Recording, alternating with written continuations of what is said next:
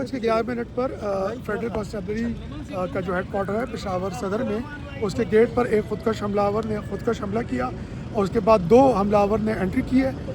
उस खुदकश हमलावर की वजह से 3 एहलकार मौके पर शहीद हुए हैं। 2 जिन्होंने एंट्री की उनको फौरी तौर पर न्यूट्रलाइज करके और फेडरल कॉन्स्टेबलरी के एहलकारों ने अपनी अलर्टनेस की वजह से बड़े नुकसान से बचा लिया है। दोनों को फौरी तौर पर हलाक कर दिया है और इस टाइम क्लियरेंस ऑपरेशन के बाद हम इस सिचुएशन में हैं कि हमने इर्द गिर्द के एरिया को कॉर्डन करके और कवर कर दिया है। इंशाअल्लाह ताला मज़ीद भी हम कोई कार्रवाई करेंगे तो आपको बताएंगे। CDD की टीम, पाक आर्मी की टीम, फेडरल कॉन्स्टेबलरी के दस्ते और पुलिस सब ने उस एरिया को कॉर्डन ऑफ कर दिया है।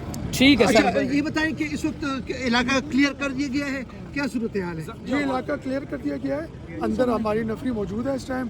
इर्द गिर्द भी हमने इलाके को कंट्रोल कर लिया है और मज़ीद हम जो है सर्च ऑपरेशन जारी है। अच्छा, कितने अफराद इसमें शहीद और ज़ख्मी हैं? 3 फेडरल कॉन्स्टेबलरी के एहलकार शहीद हैं, 2 ज़ख्मी हैं, उनको अस्पताल मुंतकिल किया गया है और 3 हमलावर हलाक हुए। तो मकसद क्या था दहशतगर्दों का इस हमले? जी आपको पता है फेडरल कॉन्स्टेबलरी का हेड क्वार्टर, इसके अंदर बहुत ज़्यादा नफरी है और सिम्बॉलिकली भी इसकी बड़ी इम्पोर्टेंस है।